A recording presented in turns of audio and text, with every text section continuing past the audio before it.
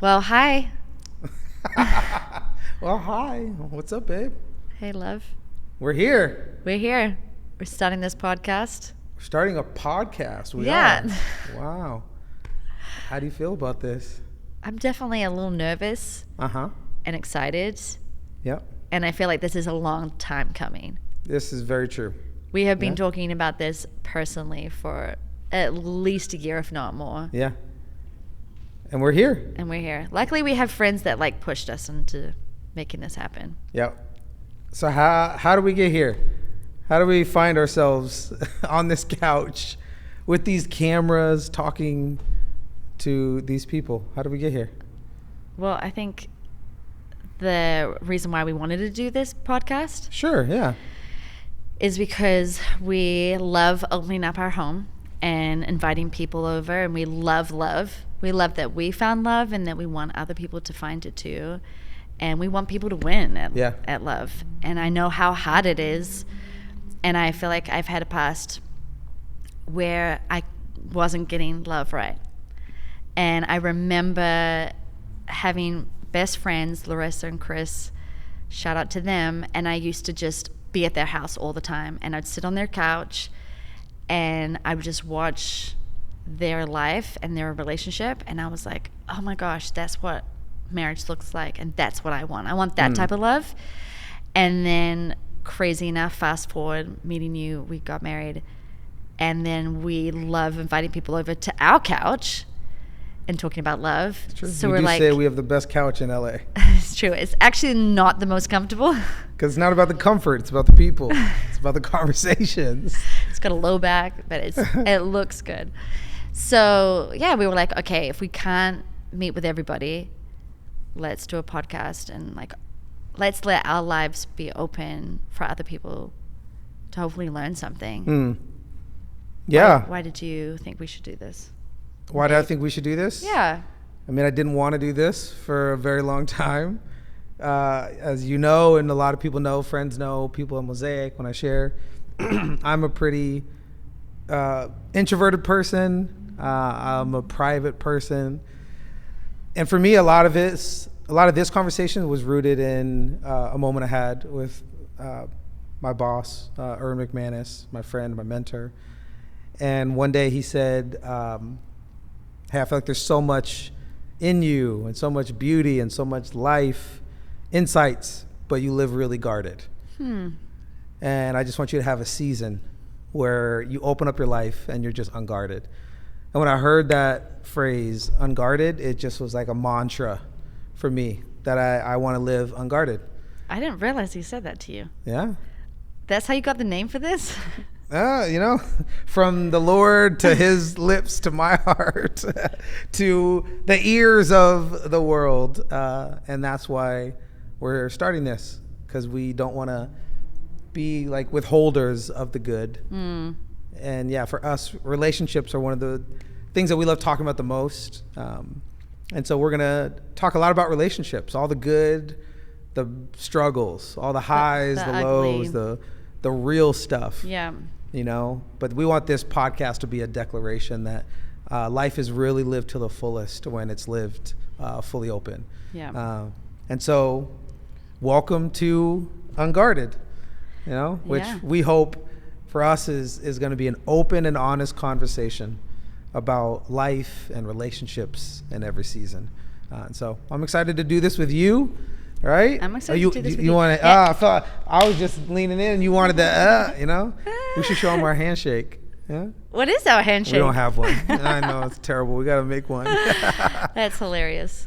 So we thought maybe to begin as our, Genesis episode. Yeah. Of how we got here. Of how we got here, both starting this podcast, but also starting our lives together. Yeah. So true. That maybe we could peel back the curtain a little bit and just talk about our story, talk about how we met, talk about our notebook origin that maybe one day we made into a film. Oh, that would be cool. Be very cool. I just want Michael B. Jordan to play me. If you're watching, brother, Michael B., I feel like there's a resonance. Okay. When I watched Creed and I saw your abs, I said, wow, he stole them from me, But Yeah, we Okay, so we've been married 12 years celebrating 12 years. this year, right? Nope, 13. 13. That was Dang a test. Yeah.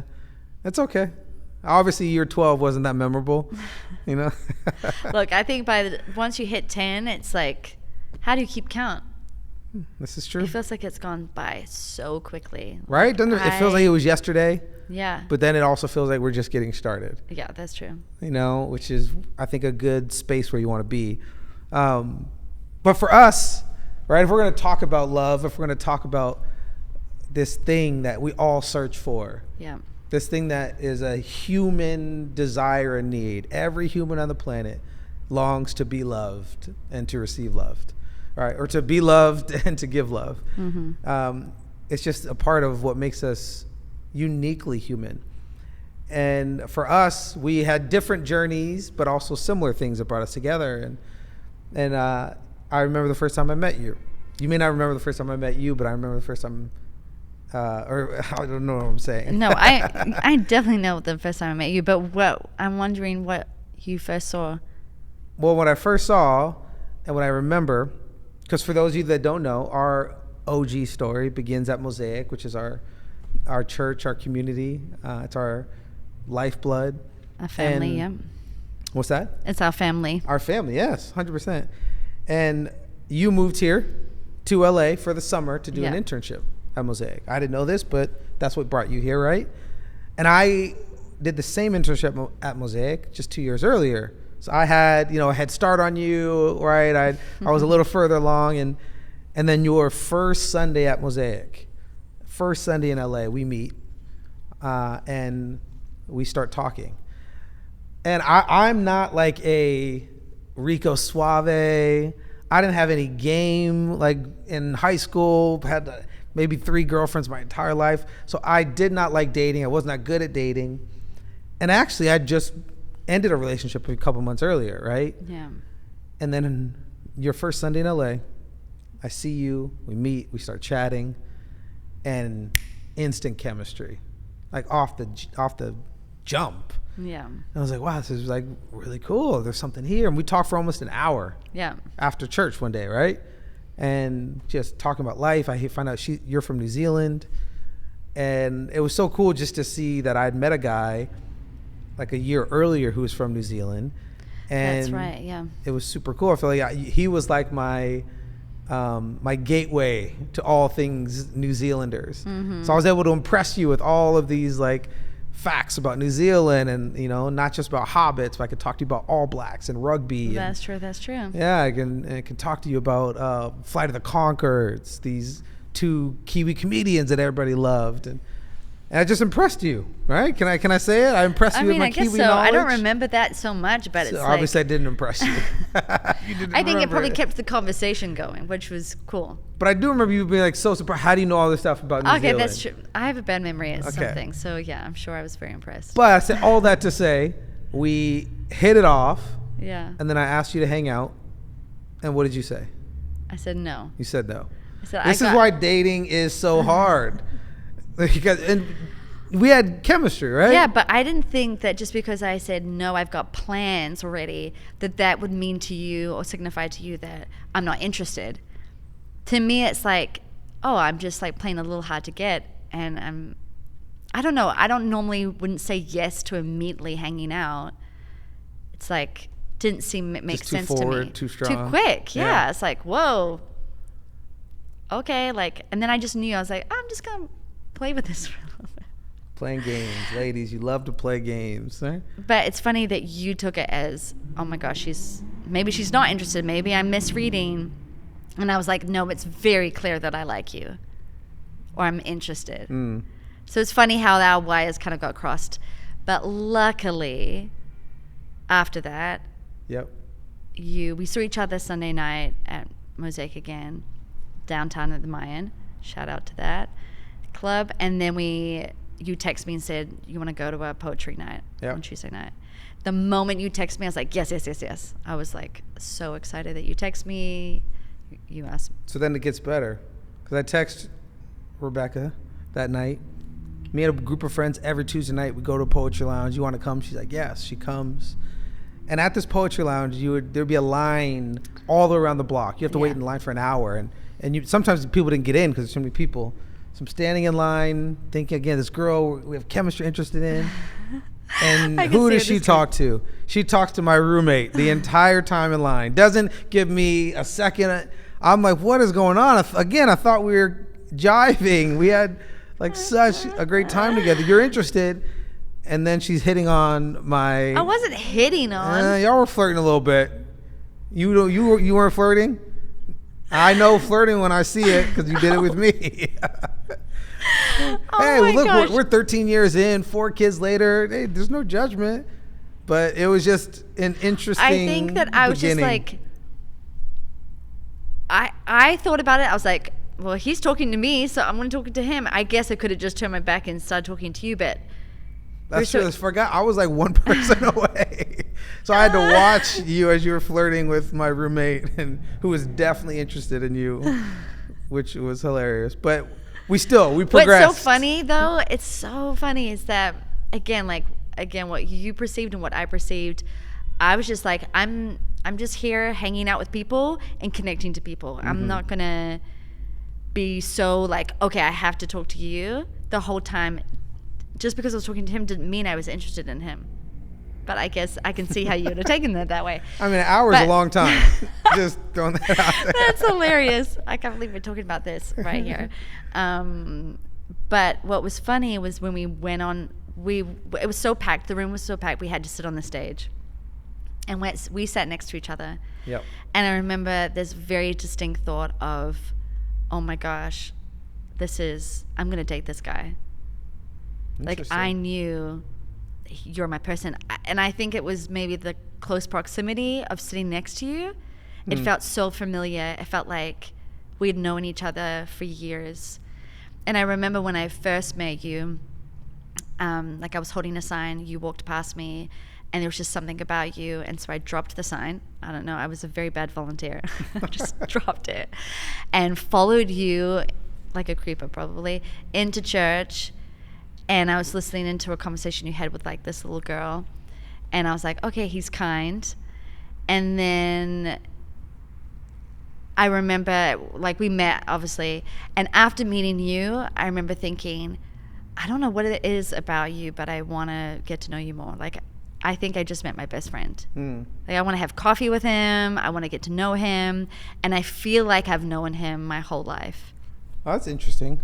If we're talking about... Right, one of the things in this podcast, we want to give people like handlebars. Yeah. Give people tangible things to maybe look for in relationships. That's interesting, identifying something that you felt like we had early on. That, I feel like I want to get to know you, but also I feel like I've known you for a long time. Like, how would you describe, what's that thing, that characteristic is I want to know more, but then I also feel like I have a resonance with you. Yeah, I mean, I think it's interesting because... I tell people all the time that, sometimes you think you're looking for a specific type of person or a look or a vibe of them. And with you, there was nothing that I was like, oh, he looks super cool. I mean, you did look cute and there was something cool about you. But, appreciate that, yeah. But like, there wasn't, it's not like you weren't fashionable. I don't know. It just like, wasn't on the outside that I was like, oh, yes, there was an attraction for sure, but it wasn't my normal. It wasn't like, oh, that's my normal type of guy. Yeah, that's what I'm trying to get to. You grew up in Australia, New Zealand, and there wasn't many. Not a lot guys. Of brothers, so I get why I maybe wasn't true. Your typical guy. That you I was dated. very curious, and Yeah, okay. Talk about that. You. Yeah. Well, you're so different. I was like, wow, I'm trying to think of it. I knew a lot of islanders. We have a lot of Maori and islander people, but I don't know if I had met a black person before. Maybe, yes, I had. But I didn't really know about you culturally. So that was interesting to me, that you were so different.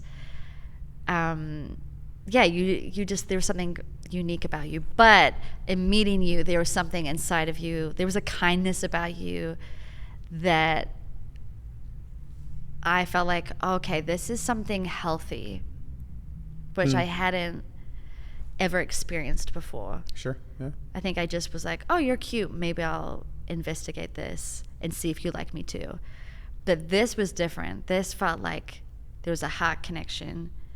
And I was like, oh, it's like when you meet your best friend, and maybe you don't know it immediately, but you realize it's magic having a best friend because you know how hard it is to have a best friend. Like, they're rare. So meeting you and feeling like, oh my gosh, I think he could be like my best friend. It felt like there was a rareness about you. And then I just wanted to get to know you and wanted to be around you. And I didn't really know why. There was an instinct inside of me. I love that piece about a rareness, that maybe that's something is a quality you can look for in someone, or what is that, like maybe that dichotomy of common versus rare. Yeah. Like a person who feels familiar, a person I feel like I've known you forever, a person that you can be yourself with. Yes. But then also that you're identifying there's a rare aspect to the dynamic of your relationship, or even the connection. Yeah. Because I resonate with that, and I felt the same thing, of like there's something very unique here. And so even with us, right, we're talking about like an origin story, and for like how our love developed and the life that we've journeyed on. And it's crazy that it was really, we had a 48-hour window to see what would happen in this connection. Because, right, we went to that poetry lounge on Tuesday. Yep. And then I flew out that night for a wedding. Yep. And I was supposed to be gone you were in LA for 10 weeks, right? Yeah. So 10 weeks in LA, that was it. And I was supposed to be gone for the first 6 weeks of those 10 weeks. But just clarify. You left on Tuesday night for a wedding. Then you were coming back for that weekend, and then you were leaving on Monday for 5 to 6 weeks. Possibly. Little semantics details. I don't know but if it's that's true. That important. Because that Saturday when we met again was when it like solidified. You're getting into the gold. Didn't even let me set this up. How right? we tell stories is different. This is true. We're getting lost in the details. We had 48 hours, correct? Yes. Yeah. Technically, I mean, depending on that 48 hours started. So this is why the 48 hours is important, right? It is because we met on that Sunday, hung out on that Tuesday. Yeah. Then I'm supposed to be gone for 6 out of those 10 weeks. Yeah. But you can look at a moment and be like, oh, it just happened. Oh, it's random, or oh, wow, I'm glad that things worked out the way they did. But the 48 hours that we had in this little window was marked by moments that we decided months, years earlier, right? So both of us, 4 years before we ever meet, have like a moment with Jesus that changes everything, right? You all the way in Australia, me in Arizona, we both decide Jesus is going to be the center of our life. Yeah. And I love that was the anchor that we planted. And then through different life experiences, you're brought to LA. Through different life experiences, I'm brought to LA, right? And then when we meet on that Sunday, which was crazy, is that I wasn't supposed to be there, right? Yeah. We weren't supposed to meet. That's true. That is really wild. It's wild thing to think. Because I had responsibilities at one of our campuses, and I didn't have responsibilities. At a campus we were at, there was 2 services that we did, and I only had responsibility at one. I never went to the second service ever. And I was in my car about to leave, go home, and I heard a voice say, "Go to the second service." And the reason that moment was so important is because I had made a commitment. If I think God's saying something, I'm going to have the courage to act. So it was just like a season of hear, obey. All right, if God's speaking, I'm going to move. I'm going to obey. Even if it's not him, even if it's in my own head. And so when I was in that car about to leave, I got out of the car. I went up to that second service, and that is actually where we met. That's where we had this moment. We hit it off. If we wouldn't have met at that moment, we wouldn't have seen each other. No, that's probably true. Yeah, it would have been 6 weeks would have gone by. You would have fell in love with a better looking guy, probably my roommate that you were chatting Not with possible. that Tuesday night, It would have been a completely different story. And that's, I think, for us, a huge aspect of our relationship. And we talk to people about it all the time that, we'll say, hey, I love the life that you're building. I love your family. I love watching what God's doing, all this stuff. And it can feel like it's, I'm just like oh, it's cool that God's doing something in your life, but people not seeing the seeds of what we wanted God to do. Yeah, that's true. You know, it's seeing the seeds of, for us, every good thing we've ever experienced is because it has the fingerprints of God all over it. That's true. And choosing him first. Yeah. Because I think that is very true that, you know, when I was in Australia and I felt like I was so lost and everything was crazy. Everything, the person I was dating was terrible. It was like, I'm miserable and I'm so lonely. And I remember going, okay, God, if you're out there, I need to know, like, show me a sign that you're here. And then I have this, like, come to Jesus moment. And then go to church. And then it's like, okay, I'm all in. For the first time, like, I feel like I've known God in my life. But this is the moment I'm, like, completely... I want to see what it feels like to give him everything, like every part of my life, my relationships, which was the biggest thing that I wasn't giving him. I knew he was like, just trust me. Like, why won't you trust me with the people you date and all these things? And maybe because a lot of the people I was hanging out with didn't believe in Jesus. And if there was any guy that did believe in Jesus, I was like, definitely not you. I'm not attracted. And I remember asking God, like, please don't make me date this person just because he believes in Jesus. And then, I had that same moment. I was like, okay, God, if I feel like I hear you, I'm just going to go. And that's when I heard him say, like, you've always wanted to travel. Stop waiting for someone else, and you just got to do it. And, you know, fast forward, I find out about the summer internship, get to LA, my first Sunday. I follow you in, I sit next to you, you get up and you leave. And I was like, great. Now I don't get to talk to him. Then at the end of the gathering, you're standing by the door as though you're like about to leave. And I remember having a conversation with God, like, oh, I'm sure I'll meet him somehow. Like, he obviously knows people and he volunteers here. Like, I'm here for 6 weeks. I don't need to rush this. 10 weeks, right? 10 weeks. Yeah. I was like, I don't need to rush this. Like, I'll find a way to meet him. And I specifically remember hearing God say, if you wait, you'll regret this. Don't wait. And I saw all these moments in my life prior to this where I had waited and I delayed, and then it was super uncomfortable, and I never, like, I missed out on something. And God was like, don't miss out on this. So with that confidence, I just walked right up to you. I literally knew no one. I just walked up to you. I was like, hey, I'm back, and I'm from Australia. I'm here for an internship. Hi. Yep. Great intro. Yeah. And I just think, like, we always tell people, sometimes you can't wait for someone else to come to you, because even if you could have been interested in me, in that moment, it was up to me to make the first move. Yeah. If you know what you want, go for it. Yeah. And I do think a lot of times we get in our heads because you start filling in the stories and filling in the gaps, and it's just like, just have that initial, I'm interested, I'm going to respond. I'm interested, I'm just going to go say hi.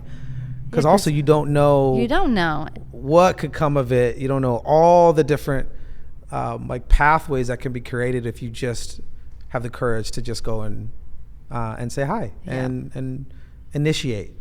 You know, so much of relationships, somebody's got to be willing to go first. That's so true. You know, someone has to be willing to initiate. Aren't you glad that I went first, babe? Come on now. Of course I am. Yes. What? Changed everything. But you know, it's also hilarious. We Yeah. were talking about in like our origin story. So we fast forward a little bit, right? We're dating in that summer. Yeah. Well, I tell my dad on a This is whim, cool part, yeah. hey, I can't explain it, but I met a girl and I can't go for 6 weeks. I can't be gone this long. I got to see this through. And I love that he was just like, cool. I know, I love him. Because we were supposed to go on a family vacation and then a speaking engagement and then a work, all this stuff. And I was like, I can't be gone that long. I gotta check out this thing with this girl. And it was in that time from shortening that trip, and we just totally just spent every day together, right? Had nights where we literally talked through the whole night in the car. So much so that the music was playing in the background, and then when it came time to leave the next morning, the battery was dead. And we killed it, yeah. Because we just were chatting and listening to music. Like for real, people like, nah, you're doing other things. No, we didn't. And that was the Literally. best part of it, I have Yeah. to say. It's like, I remember we were chatting and I said, oh, that's why I like you. And you thought I said, I like you. Yeah, semantics. You Semantics. did No, I say know. it. It's so sweet. I mean, I was saying it. I just was saying it in the chicken way. And you go, oh, I like you too. And then we just had this little moment. And I was like, oh my gosh, every other relationship, that would be the opening of like, okay, now we can make out. Now Sure. we can kiss. You didn't make a move at all. And I was like, oh, okay, that's great. Like you can say you like each other and not immediately want something in return. Yeah. And I feel like every other time I was with someone, they wanted something in return. And I remember just exhaling, like, oh my gosh, this is like, it actually makes me emotional thinking about it, because I'm like, you didn't want anything. You just were like, yeah, I like you. I'm like, okay, that is really amazing that it doesn't have to go fast, and you can just sit in that and like take your time. And I felt like you honored me in that moment. And it was the first time that I felt that way. Yeah. No, that's beautiful. I love that. So we dated the whole summer, right? Yeah. In LA, fell in love. We called it like a summer fling, which was cool. And nobody knew about this. We kept it on the down low. Kept it on the down low. Well, go ahead. Because I was an intern. We were like, is there like a rule book that because I'm an intern I can't date someone? And I wasn't on staff. Oh, you as an intern. Yeah, maybe there was like a rule of no dating. Knows? Yeah, who knows? But we kept it on the down low. Yeah. Maybe I did it for my roommate's sake. I didn't want him to, feel like we were fighting over it. But do you remember what outed us? Do you remember the moment? Yes. Yeah, it was a shout out Joe O, a good friend of mine up in the Bay Area. We were doing a program together, grad school, and there was the interns, there was those of us in the grad program, like volunteering, and then staff. We were playing Ultimate Frisbee. This tells you how long ago this was, right? Ultimate Frisbee. When was this a thing? 2008? And we're playing Ultimate Frisbee, and one of us, you or me, probably you, scored a touchdown. No, probably you. You're the athletic one. No, yeah, you're very athletic. I've seen you on the pickleball That's court. just, you're making it up, but I love it. And you score, and then we do a high five. You remember? Yeah. We do one of these, like, like but we kind of lingered up the top, yeah. a little, maybe like a half a second too long. And then our friend Joe O, maybe like the next day was like, hey, you're dating Beck, aren't you? I was like, no, what do you mean? He's like, I saw that hand. I mean, yeah, I don't know how he caught it. He's like a hawk. Yeah. But also, one other time we were at a 4th of July party on a rooftop, and I went to order you a burger. Ah, that's true. And I was like, oh, Joe needs a burger with no cheese. And the guy was like, hey, you're getting him a burger? And then they clicked immediately. They're like, what? First of all, who gets a burger with no cheese? They're like, I can't know. trust this guy. But that's how I knew that there's something here. You're willing to take the emotional risk of asking for a burger with no cheese, and for you. And you've been doing it for the last 14 years, and I appreciate true. that. I have made lots of sacrifices for you. That's true. What a dynamic. Somebody from New Zealand, the land of gourmet cheeses, falls in love and builds a life with somebody who has a disdain for cheese. Yeah, it was a sad moment for me. I love cheese. Yeah. Are you still in this? Well, what's also funny is I sent you a podcast, like a reel of this girl that does a podcast, and she just got engaged, and she's like, I just come to realize that he doesn't like to share food, and I love to share food, and now I know I'm going to have a life of going to restaurants where I can't just pick 3 or 4 things because he doesn't like to share. Mm-hmm. And I was like, send it to you, said, because that's you and I. I mean, I really had to give that up. You did. No. I love to share food. My best friends know that. And if they ever want to share it, then it's like a gift. Because you're not getting it at home. Yeah, I even asked Mariah that on Tuesday. I was like, oh, you want to share? No. Oh, okay. You and Joe. But that's the cost of love, is you give up the things. Yes, you do. That you think matter, but you do them for the people that matter to you. So thank you for giving up things that's a bar right there. That you love. But and it's so, true. yeah. It's superficial. It's like. And then we dated for a year doing long distance, which Yes. I would say was the hardest year of my life up to that point, but also the most beautiful year for us, because it allowed us to build a foundation of communication in our relationship. It allowed us to really do the hard work to invest in and how we would connect without the physical aspect, and not even the physical things you may think of, but the physicality of space and proximity.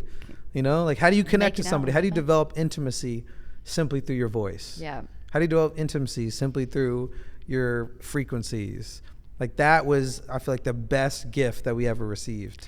Isn't that funny? Because I think long distance is one of the hardest things. What do we tell people all the time? We say, if you're not in it for the long haul, don't do it. We said don't do it. Yeah. It's not worth it. Yeah. Because don't do long distance. Unless if you're like, okay, this is the person that I think I want to spend my life with. Then you'll do any distance. You will. And we did it for a year, which we didn't think it was going to take that long. But you're right. It's so funny how something so hard, and it was hard because it felt like I was living two lives. I felt like my heart was over here in LA, and I wanted to be there so desperately, and yet I was living in Australia trying to live my life. And it felt like I was split in two. And that's why we're like, it's too hard. If you're not in it for the long haul, don't do it, because you're literally living two lives, and you're constantly disappointed that you're not in the other. Like, I felt like, I just want to be with you. And I remember that's like dating you long distance taught me so much about you, and also taught me so much about like creating boundaries. Like, hey, don't call me when you're about to go out with your friends. I remember that. I remember having a fight about it. I remember having a fight, and being like, I can't tell you when I have fun. Yeah. And you're like, yep, I don't want to know when you have fun. It's funny because you said more deeply, you said you didn't want to be in a relationship with the other, where you felt like if you told the other person you were having fun, they would get jealous. And you were like, I just can't live with that pressure. And so I felt like, dang, you're right. I'm being immature about this. Like, I just need to grow up and be okay that you're having fun without me. But also in the same thought to say, you know what? Next time just text me, because it's less painful. I don't want to hear like all your friends in the background. Yeah. And thinking I just want to be there. Just don't text me, because it pulls me out of my life and into yours, and then I can't be there, and it's just sad. So it was a good thing for me to get stronger and go, you know what, let's just like make it that we only text. And then I remember I was texting a lot, and you were like, hey, is it okay if we don't text so much? So painful.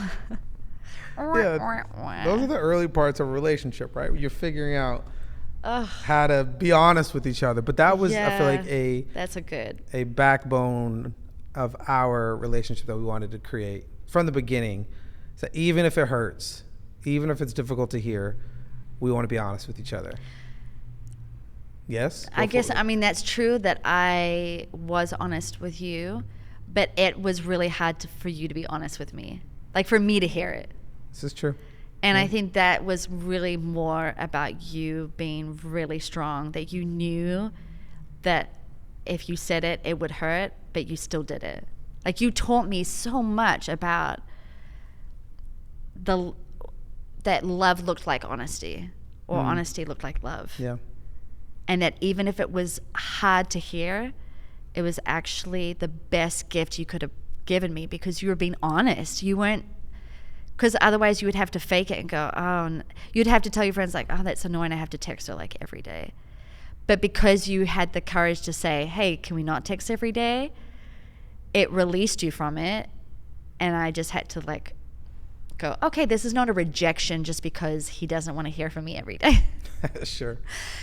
And you said, I just want text messages to be special. And I had to grow up in that moment and go, okay, it's not a rejection. You have to grow in this and just get better. So I know you taught me a lot about that, because in my mind, if you were that honest, it meant you were over. It was over. And I probably could have said things with more like empathy and understanding. I probably was a little harsher than normal. I'm not even gonna act like I got it right every time, but I do remember just having that be something that I learned in other relationships that wasn't fully there. I feel like I was hesitant to share the truth. I feel like I was guarded, Yeah. in honest feelings and perspectives. And I just felt like if we're going to do this the right way, and for us, if this is going to be a value system we have in our relationship, we want to be able to be the type of people that can speak the truth in love, that can push through the hard things and the difficulties. And like I'll never forget in that year of long distance going to visit you, right? Surprised you, bought a ticket like 6 months into the long distance. We didn't know how long it was going to be. And I remember buying a ticket, setting it up, surprising you, and then coming. And I remember that being like the worst 3 days of our relationship. Yeah, it's true. Because you're like, why are you here? I don't want you here.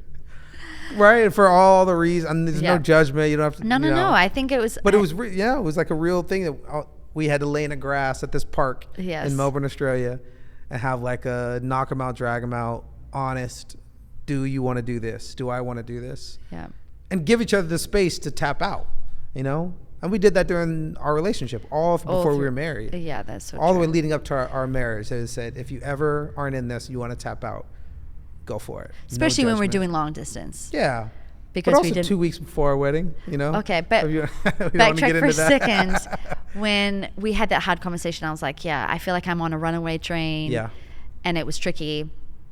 I think the difficulty was first of all, I realized I didn't really like that surprise. I wanted to be prepared for it. Mm-hmm.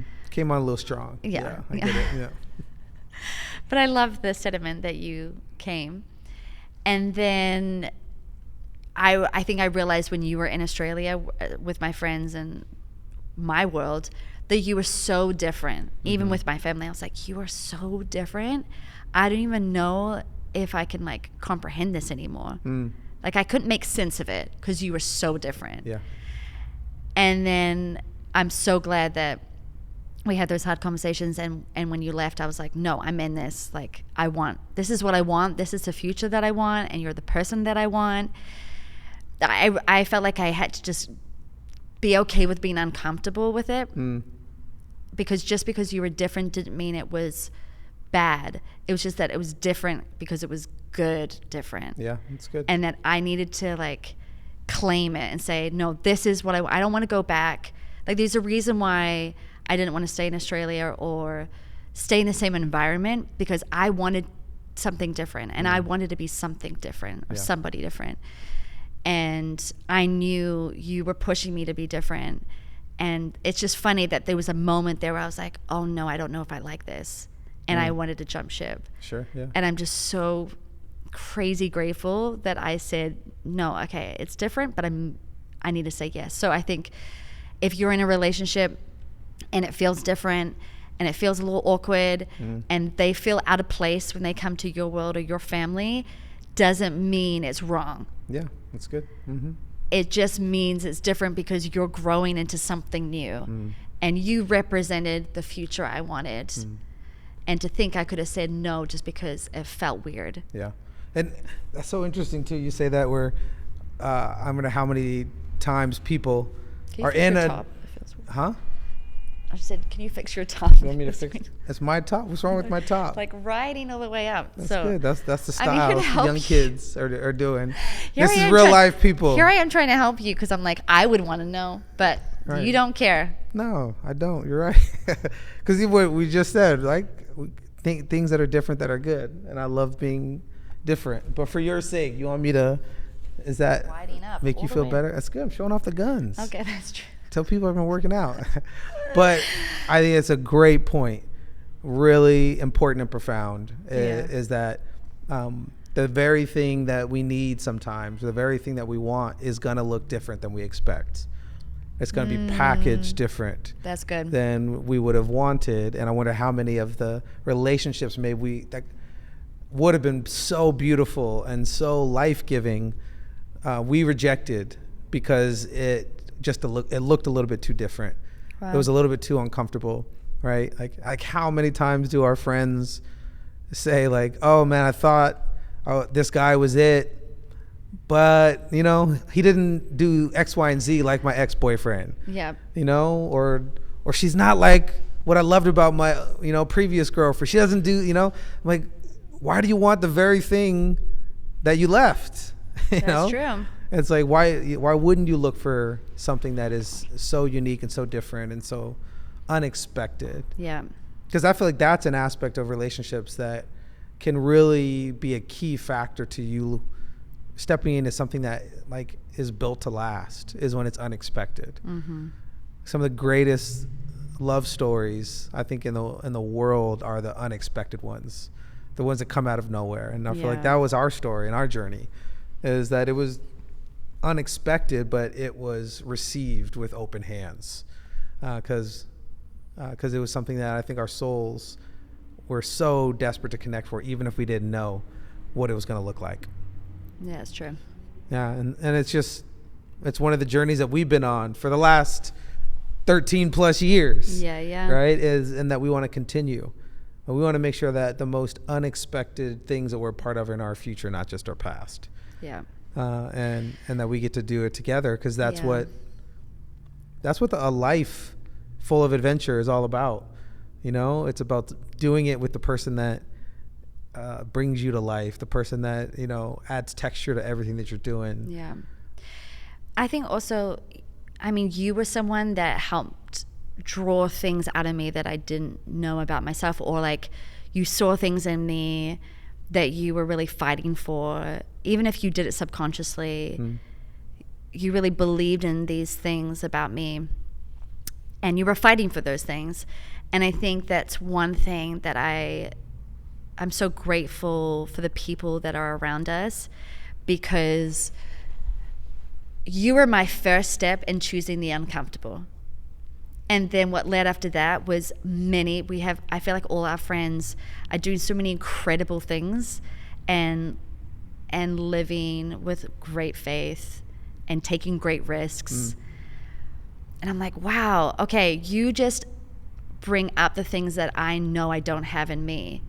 Like we were talking to our friends, you know, a couple nights ago, and they were like, sometimes you don't know you can make it work, like buying a house for the first time, which we want to do. We want to buy a house, but it feels like this impossible dream. Sure.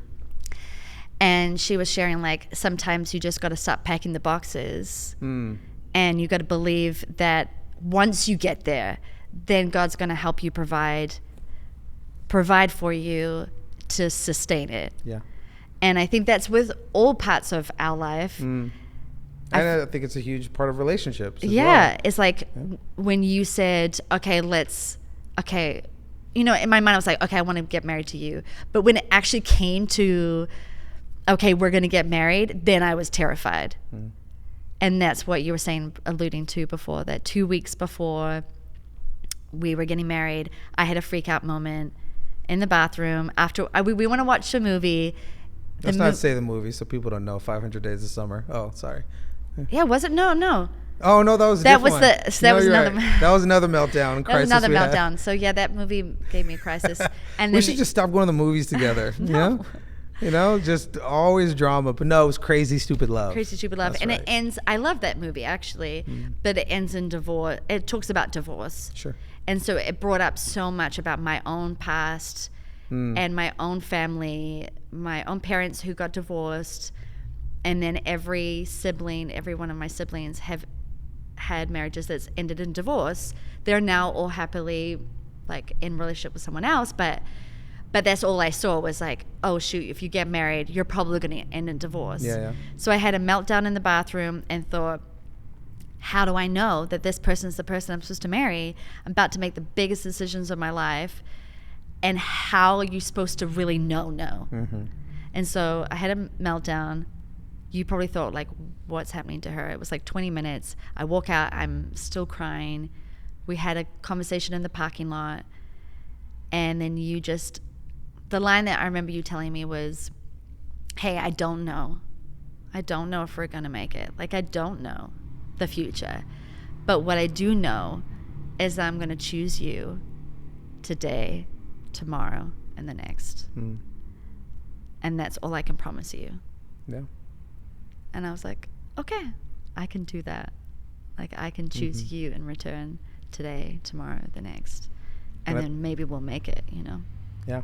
And I think that's the like crux of every relationship right there. And even as people are stepping into it, I think if people you're listening to this going, how do I know? Right? I think so many of us, if not all of us, want that certainty. It's like deep at our core. Just tell me this is going to work. Tell me this is going to succeed. You know, and not just when it comes to relationships, right? When it comes to like dreams, ambitions, careers. Yeah. We desperately want certainty. We do. But that's not actually what brings us to life. It's in the risk. It's in the mist of I don't know. How in the world is this going to happen? I think that's the moments when we build the resilience to step into the life that we always long for. Yeah. Because I think sometimes you just got to pack the boxes. I love that imagery. Yeah, right? I know. As I said it, I'm like, oh my gosh, do we need to pack our boxes? We got a lot. We got 4 kids. We got a lot of boxes to pack. But, yeah. you know, as she was saying it, I was like, I want to risk that much. And I think that's what's so key is that everything takes risk. And God is in that risk. Like, he wants us to keep risking because that's the adventure that you were saying. And it took a risk for me to come up to you the first day. But if I hadn't risked, then I may have not met you, and we may have missed each other the whole summer. Sure. And we would have just gone on a whole different other tangent. And what are the things in your life where God's like, just trust me in this one risk? And like you said, like the packing the boxes, just get ready for what I'm about to do. And I mean, you've been taking risks on me our entire relationship, which I appreciate. I didn't feel like I was taking. I mean, maybe then I felt like I was taking a risk. Yeah. Remember before we got engaged, right before I had a freak out moment because I got my W-2s and I made $8,000 that year. And That's true. I wanted to propose to Rebecca. I wanted to like spend the rest of my life. But I was going, how in the world am I going to propose to somebody when I literally made $8,000 this year? I was in grad school, and that was a risk that you took. There was no there's nothing in the present that told you that I could provide. The present reality was like, we have no money to build a future on. But I think that's in the midst of the risk. That's in the midst of the, are you simply making a decision based on logic and what you're stepping into the moment, or can you actually build something? Can you take a risk on something that's greater than yourself? You know, and I knew I had a future, and I believed I was bigger than $8,000 a year, but that was my present reality. And I think what we have always committed to is that we're going to believe that there's a greater future than there is a present. Yeah, that's true. You know, and it rang true with, you know, families and history of maybe not the healthiest of marriages and divorce and all that. But we said we're going to create a new story. Yeah. That we're going to look towards the future. We're going to build a foundation of faith. We're going to build a foundation of courage. Yeah. We're going to build a foundation of authenticity and honesty.